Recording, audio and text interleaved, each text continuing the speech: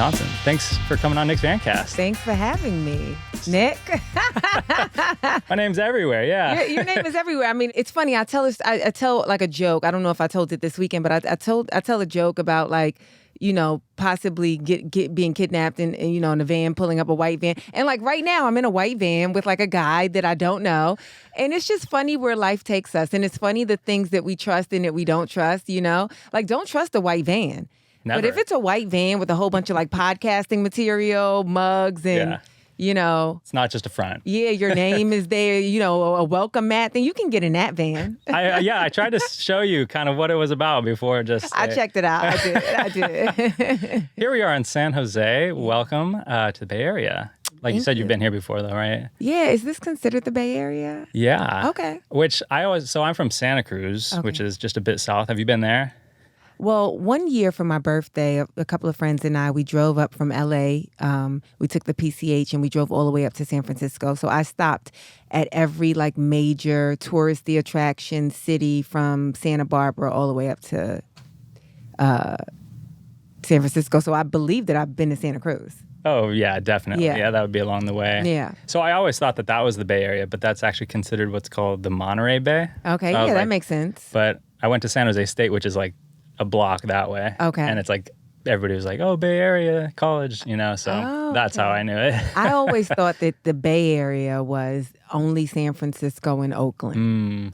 Yeah, it comes a bit down south to San Jose, Santa Clara. Okay. So, yeah, but welcome again. Were you here before doing comedy as well or just for travel? No, I've only come and stopped in San Jose for comedy. Like I've done the San Jose Improv. I think this might be like my third trip here. Oh, cool. Yeah. Mm-hmm. Okay. Comedy. And acting. You do it all, really. You do. Yeah. Do you consider yourself actor, comedian, one more than the other? I consider myself a comedian. Yeah. And I mean, I also act, but I think that when the world shut down, I think the thing that I continue to do was stand up, whether that was via Zoom or whatever. And so I wasn't, some people who are actors, like they created groups and got together and did scenes. Some people were like, we're going to create a web series. We're going to direct, I was like, no, I need to do some comedy, so.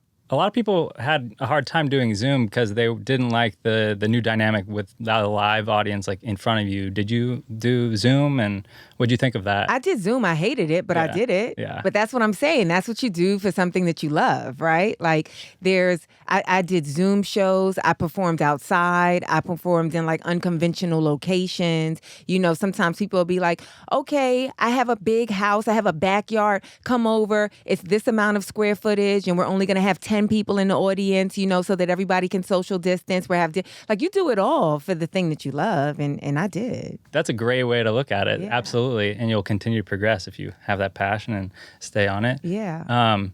You're not from California though, right? No, East I'm not. Coast. I'm from New York. Yeah. You had a great show last night, by the way. Thank you. And you mentioned that you're one of 13 kids, right? Yes, I'm one of 13. Mm-hmm. It's pretty wild. Yeah. You always had someone to hang out with, I'm sure, right? Yeah, interestingly enough, I am the girl in between a lot of boys. And so, yes, I was always around people, but I've always been a loner. I think that's the reason why I can exist today. I can be in a room full of people and still somehow create like a world by myself, Okay. So yeah, I was always around a lot of people, and I have 5 sisters, but they're so far in age from me on both sides. They never really felt like my friends until we got older. Okay. Yeah. And the reason I bring that up is because also you mentioned everybody's doing different professions and things. Are you the only sibling doing comedy? I'm the only sibling doing comedy. I think that most of them believe that they are very funny. A good portion of them believe that they are, in fact, funnier than me. I do believe, and I hope that at some point, another sibling, I'm not going to say which one, but I definitely have someone specific in mind. I hope that they venture into comedy or entertainment, in some way, shape, or form. But right now, I'm the only person getting paid to tell jokes, yes. I think that should speak to who's funniest at the time, at least, right? Yeah, exactly. Was there something about the dynamic of that upbringing that led you to that profession more than something else, perhaps? I would love to say, yeah, I would love to have the story. Like, we used to put on family talent shows and I would get up and tell you. That just was not my existence. Comedy was just as much a surprise to me as I think to anybody around me. Like, I was not the kid in the house. I saw Raw, as a kid. I saw, comedy specials, I guess a few of them, but I didn't leave a comedy special feeling like I got to be a comedian. I left it feeling like that was so funny. Wow, look at that thing that this person gets to do. Like, that's so impressive, But I had no idea nor desire to do it. And then one day out of nowhere, I was just working like a 9 to 5. And I was working for a comedy like producer. And I just quit my job and I went to an open mic and I did 5 minutes of what I considered jokes. And the rest is history. That's amazing. Yeah. So really, just things fell into place. Yeah. In terms of comedy. Yeah. So was that what led then to, Last Comic Standing, for example? Is that kind of what happened right before? Yeah. So, well, when I first moved to LA, I moved to LA like to pursue acting. I didn't know how to do it. I didn't have a plan, but I had a really good friend who was like, she's going to LA to be famous. And at the time she was like doing like acting and music, right? And I was like, oh man, well, I can't let her be famous without me, And so that was my mode. That was it. You know how some people need they need one big win before they decide to do something, or they need an intricate plan. I was just like, no, I think my friend needs me to be on this journey with her, And that was all I needed, and I moved to LA. And then I remember one of my first comedy bookings, I did this prank show, and a friend of mine who is a comedian, Ian Edwards, he was he said, hey, this production is looking for funny women. And I'm like, well, why are you calling me? He was like, because you're funny. I'm like, no, I'm not. He was like, yes, you are. I'm like, no, I'm not. I've done nothing to ever say or prove that I'm funny. And he was like, just go to the audition. So I go to the audition. I book the show. I do the show. And even after that, I didn't feel like I was a funny person or even a comedian. I then started taking improv classes and sketch classes. And then one day, out of nowhere, completely unrelated to everything I just told you, I then got on stage and did stand-up. And I don't know, maybe after 2 years or something like that. I feel like with stand-up, the best thing that you can do to be seen is to perform. That's all. You never know who's in an audience. And I would be performing at places like the Improv. And, I would be doing open mics and things like that. And people would be in the audience and they would be 3 people removed. One time I did this show and the host of the show was like, Wanda Sykes has to see you. And I'm like, I think there's a couple of people that need to see me before Wanda. I felt like that was I wasn't there yet, And he was like, I'm going to, Wanda Sykes had a show at the time, I think called, what was it called? Hilarious. Yeah. I remember that.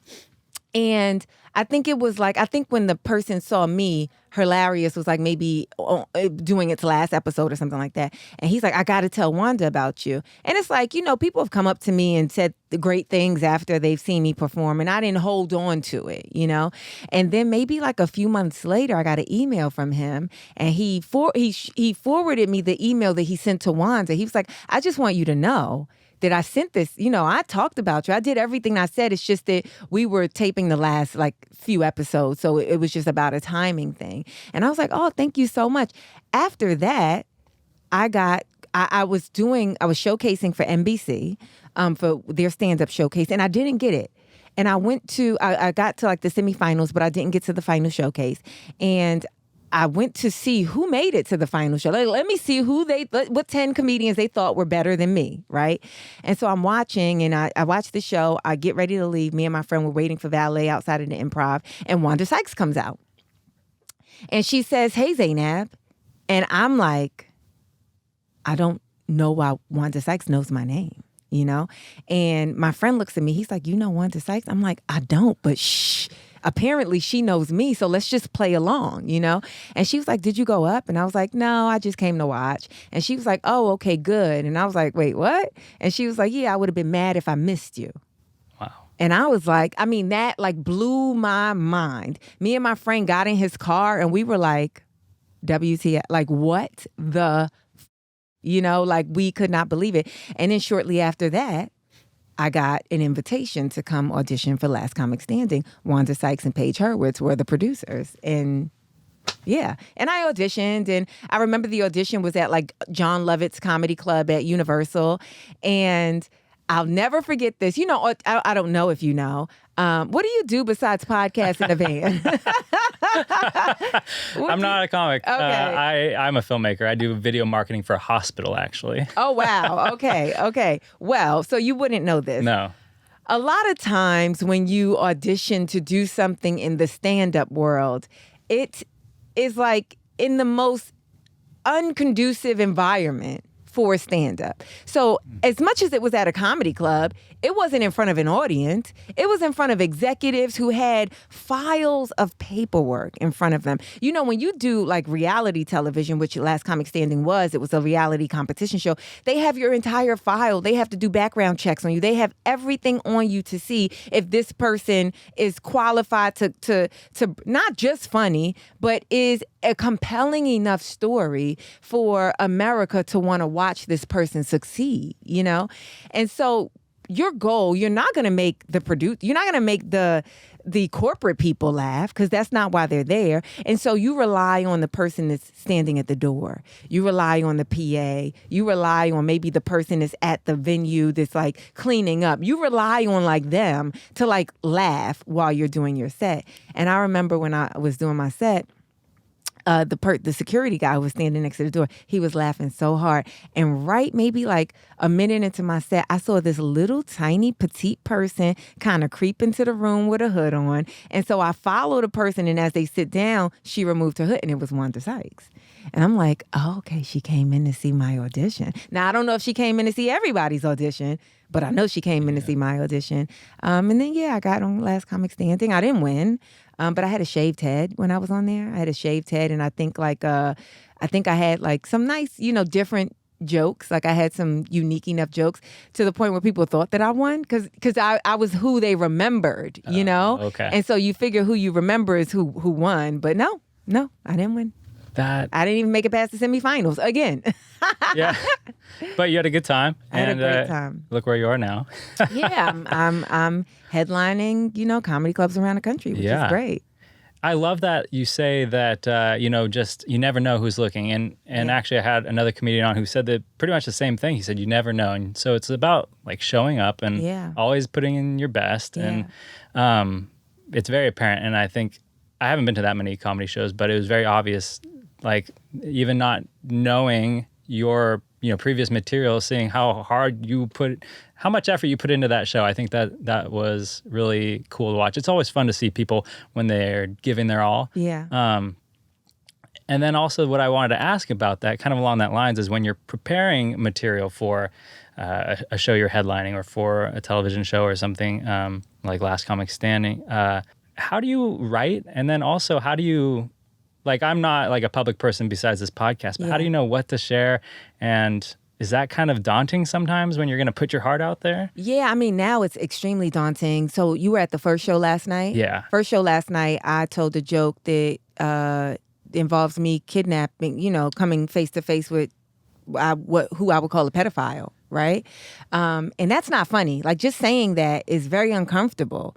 And it's hard to make something like that funny, even if you can find the humor in it, which is what I'm trying to figure out. You never know what sensitivities your audience has. You never know what it triggers in people, And so it's very hard. But I mean, it's the job that I told. I think that it's very easy to get on stage and pretend. I think that's like that's easy, and that can be fun, but that is not my approach to stand-up comedy. My approach is to be revealing, in the attempt to share and connect with you, and to make anything that might seem taboo not taboo, because we're all human beings and experiencing very wonderful things, but also very traumatic things, And if you can come out at the end of any situation with joy, then that's like a celebration. That's a win, you know?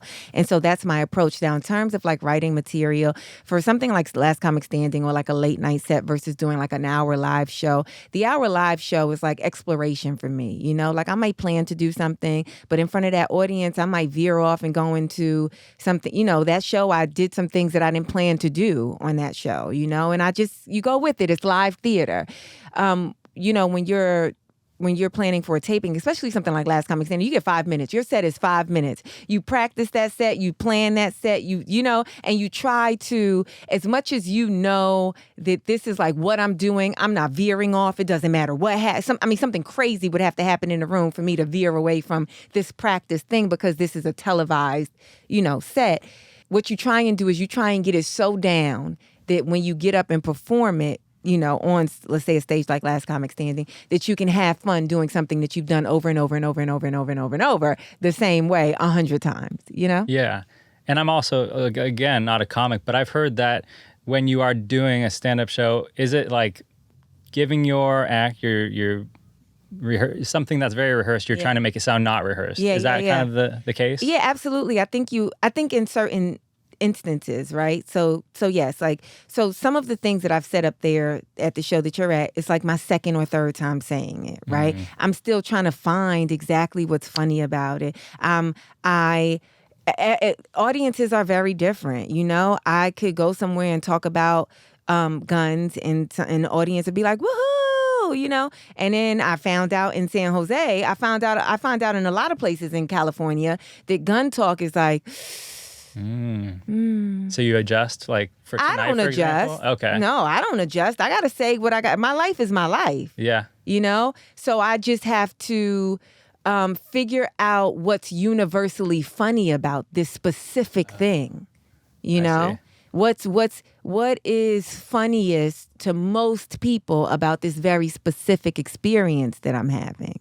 Wow. You know, that's my approach to it. It's like a science. I wouldn't say that. I remember I was on a podcast like years ago, and I was like, you know, comedy is like, you know, we're like docs, we're like surgeons. We're up there just, you know, doing work. And somebody sent me a very long and exhausting DM, like, how dare you compare stand-up comedy to performing surgery? Do you know what goes into surgery? We're saving. I'm like, it was a metaphor. Yeah. Get the hell off my back, please.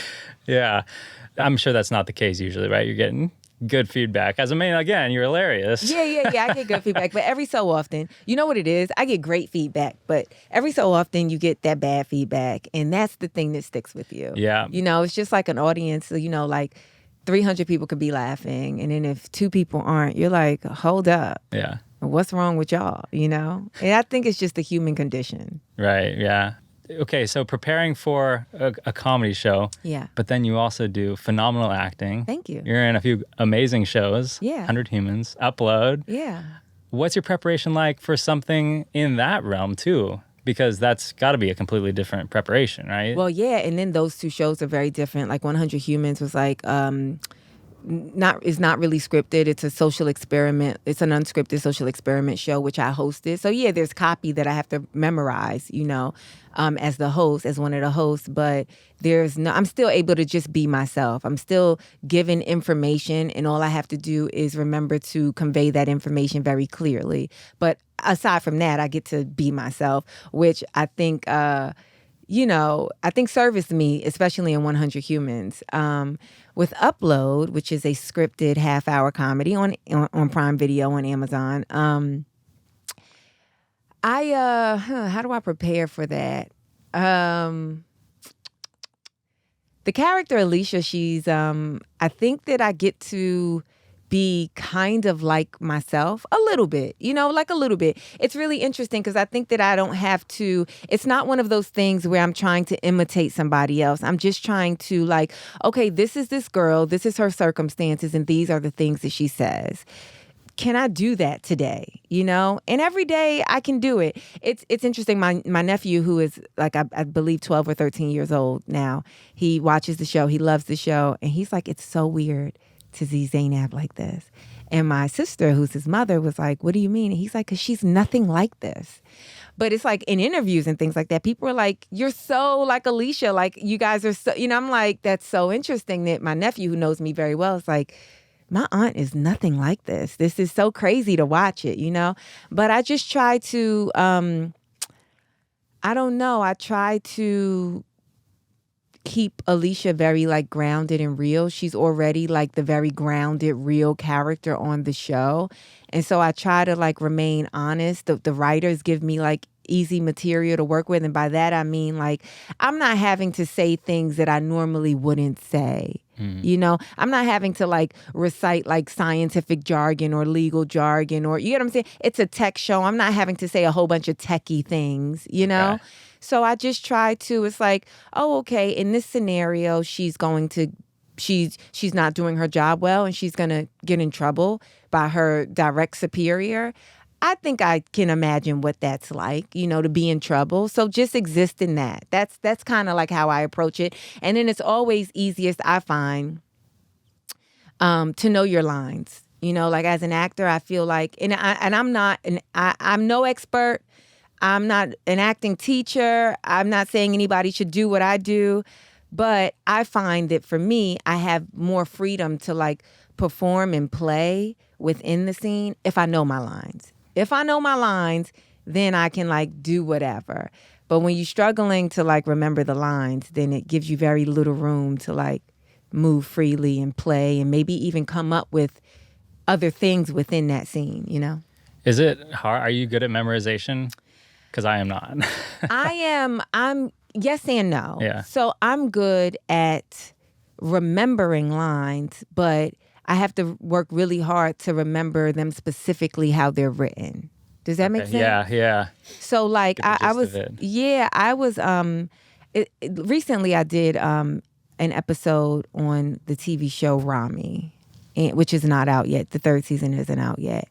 And I was out at a comedy club in New York City. I was at the Comedy Cellar, and I was sitting talking to Craig Robinson, and he was like, what time do you have to film tomorrow? And I'm like, oh, my call time is at 8 a.m. I'm like, not too early. I'll get out of here like in the next couple of minutes and, make sure that I have time to like sleep and rest and whatever. And he was like, oh, okay, you want to go over your scene? And I'm like, I think I got it. And he was like, I'm here. Like, let's do it. Let's just do it. And like, we're in the middle of a crowded restaurant in the middle of the village in New York. And I pull out the scene and Craig starts going over it with me. And I'm doing it. And he was like, that's like beautiful work. He was like, but you're really butchering the lines. And I was like, am I? And he was like, yeah. And it's like, he's like, you're not butchering them like crazy. He was like, but you're like changing one or two. He was like, this is not Zainab. Okay. This is not Zainab. So every line, every word on this page is there for a reason, and you should honor that. And so it made me, I went over he was like, honor the punctuations, honor everything, He was like, don't take the words for granted. And I'm like, dang, he just, I was trying to have a little bit of fun before, a day of work. And then I went over the scene with him. I took everything that he said. I went over the scene with him a few times. I got back to my hotel and I ran that scene line for line, word for word, over and over and over again. And I found that it really helped me because the next day I got on set. I did the scene as written a bunch of different times. And then Rami is watching it and he's like, there's something missing. Like there's something that we have to, like, we got to write something else. There's a part of this interaction that's missing, right? And then he gives me like these 4 new lines and he's like, put this in those lines. And I'm like, okay. But the only reason I was able to do it effortlessly is because I knew the other lines so well. I wasn't like thinking of it and then trying to be something, you know what I'm saying? So it just made things a lot, it gives you the freedom to then layer the work, if that makes sense. Okay. Is it a little bit of like ad-libbing stuff too? Like, are you allowed to like add things in or? On upload, yes. Yeah. Sometimes, if I was just kind of like just like a guest role on Rami. So it's like, you servicing something very specific. I wasn't there to like ad-lib. Okay. It was the first time that I'm on a comedy and I wasn't really there to be funny. Got it. That was like, not weird, but Not typical for me. I was in one play in like 6th grade. Okay. And I remember only doing it because I had a crush on a girl in my class. That's the only reason I did it. Motivation enough. Midsummer Night's Dream. Okay. And I remember just totally not trying even to memorize the lines. Yeah. And then I got Poison Oak like 2 days before the play. So my mom saved you from yourself. No, I was still up there.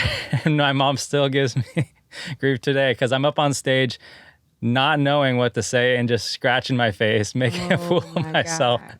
So memorize your lines. Yes. And did you get the girl? No.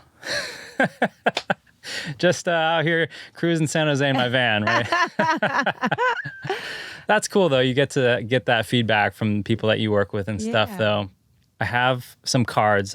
I know you have limited time because you have a show tonight. I have a show, and I didn't realize the show actually starts at 7 today. Oh my gosh. What time is it? 6:43. Okay, gotta that's fine. go. No, I don't start. I mean, I don't start the show. There's like 40 minutes of show before I go on. Okay. Yeah. Trying a new segment. Okay. Okay. It's questions, burning questions. Okay.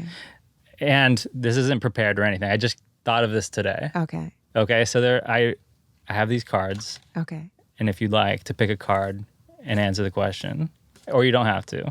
No, I mean, commit to it. Come on. Well, it's a new thing. New segment. Okay. So I'm the first person to do it? First person ever. It was like a whole stack of cards. I'm like, those are weird questions. I took them out, but again, random. I'm randomizing them now. Okay. Okay? Yeah. So feel free to mix them up, pick a card, whatever you want. It says burning questions. Burning questions. And on it is fire. Okay, so, oh my God, wow. Wow. So the question is, do you consider yourself an introvert or an extrovert? Wow. I just made a video about this. I was doing this tour a few years ago. I was doing a Muslim-specific tour with Muslim comics, Muslim comics in front of Muslim, predominantly Muslim audiences. And one of the producers on the tour, who works with this nonprofit, at the end of the tour, he was like, would you consider yourself an introvert or an extrovert? And I was like, I never really thought about it. And he said, I think that you are very much an introvert disguised as an extrovert, right? And I was like, what do you mean? He was like, well, we've done like 8 or 10 cities. He's like, and I've watched you. He said, and you are so friendly and you take everybody in and you converse, you make everybody feel like they have your undivided attention. He said, but the moment we are done with everything, the moment the crowd leaves, like the moment like we're just sitting like in the hotel lobby or at like, getting, you are exhausted. He was like, and I think that that's a sign of an introvert. Like, as much as you do socialize, it takes so much energy for you to do that. And I think that that is true. Like, I'm very much an introvert that, is posing as an extrovert. Even you see, when I first started talking to you about my family, I'm like, yeah, it was a lot of us, but I still felt like a loner. I could be in a room with a bunch of people and be very comfortable by myself, Also, the video that I posted online a couple of weeks back, I was talking to this guy on a plane, and I thought I did a really good job at socializing. And he sends me an email a couple of hours after we landed, and he's like, I checked out your comedy, and you're really like entertaining on stage, but rather aloof in person. And I'm like, yeah, I'm sure you got the fact. I'm sure it felt like I was aloof because I didn't want to talk that long. Like I'm an introvert. Yeah. You're also on a plane. People. I know that too. I've been sitting next to people. I'm like, okay, cool. We're gonna chat while we're people like to chat. People like to chat, and it was a 6 a.m. flight. Oof. It was a 6 a.m. flight. Yeah, cross country from LA to New York. And that's what I'm saying. I felt like I had but it's like now I'm exhausted anyway. But now I'm especially exhausted because I spoke to you for 40 minutes. Had an engaging conversation with you. I can do that, but it takes a lot out of me. Yeah. When I get back to the hotel, people are always like, let's get I don't drink anyway, but they're like, let's hang out after the show. Let us buy you, a meal or something like that. And all I could think is like, I just need to get back to the hotel. Yeah. And take a shower. And just rest. Like, even if I'm not going right to sleep, I just need to, like, Yeah, get it all off of me. absolutely. Someone put it to me this way one time. They said, I think you can have, introvert or extroverted tendencies. Yeah. And for an extrovert, they compared it to getting money and spending money. And they Yeah. said when you're around people as an extrovert, you're getting money, you're getting energy. And then to Yeah. be alone, you're spending it, and you're eventually going to have to, Yeah. make that up. So I kind of like that. Everybody has a bit of each, I guess. Yeah, but even now that you say that, that makes total sense. When I'm around people, I feel like I'm spending money. Yeah. For sure. Yeah, in the form of energy. And then when I'm by myself, it would even happen when I, like, in relationships, I'd be like around the guy that I'm with, like, and be enjoying it, like loving it, not wanting it to end. But then I would feel relief when I was away, like not broken up, but just like, oh, okay, tonight I'm at my place. And I would be like, oh, I could just sleep now, like. Absolutely. You're looking forward to that. Yeah. Yeah. Interesting. I should actually look up the definition, like the actual definition of introvert and extrovert. Do you know, like, the actual definition? No, but we could look that up really let's quick. look it up. I'm really interested. Introvert versus extrovert. Or just look up the definition of each one versus comparing. The definition of introvert says a shy, reticent person. Okay, I'm not shy at all. And then, yeah, that's interesting. That's just what Google says. And then extrovert says an outgoing, overtly expressive person. That sounds like I'm an extrovert. Yeah. So again, kind of both. But again, I think you just have to decide for yourself, like, you're you. It's like when people say, oh, what's your Myers-Briggs personality test? I'm like, I don't like that. I'm just Nick. Yeah, It's like sometimes I'm this and sometimes I'm that. And just got to decide it. Yeah. Yeah. I have one more card that I pulled aside because I want to ask you this. Okay. Don't be nervous. I'm not. How do you wish to be remembered? Whether that's in a comedy way, an acting way, or just a Zainab way. How do I wish to be remembered? By, like, the world, or like the people that... Like a legacy that, either people who know you or people who watch your work you would want them to take away from that, I guess. Yeah. A huge compliment that I get when I get off stage is, I just wish I was your friend. I just wish I had a friend like you. And I don't know, that's like a huge compliment. So I think that if the world remembered me as, like, like a talented, hardworking, integral, honest person, that would be great. But I think if they also felt like, we just always wanted to be her friend. That's the friend that's the friend that everybody wishes they had. Then that's like a really wonderful legacy.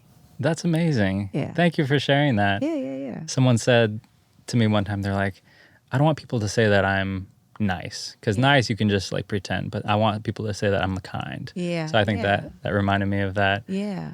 And then I have one last question for you. Okay, you keep saying one last question. That was the last card question. Okay, a card. Am I allowed? Oh, shoot. I got to hurry. I got to wrap this. Of course you are. Of course you are. Basically, it's the premise of Nick's Vancast is, again, talking with people who are passionate about what they do. Okay. They've turned their passion into career through hard work. And in what you do with performance and the art that you do, if someone were to ask you, how do I do what you're doing? What do you tell them? How to do stand-up comedy?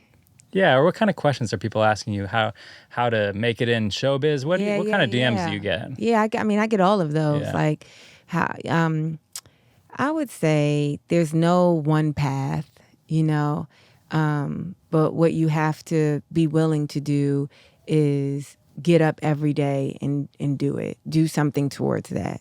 You'll figure out what's right and what's wrong and what works best for you. But above anything, you have to get up and be willing to do it every single day. You have to be willing to do something towards that thing every single day. And that's it. You are doing that. Yeah. And it's just amazing to see you last night, and I'm excited to see all that you do in the future. Yeah, thank you so much. Thank you. All right, thank you, Zainab, and talk soon.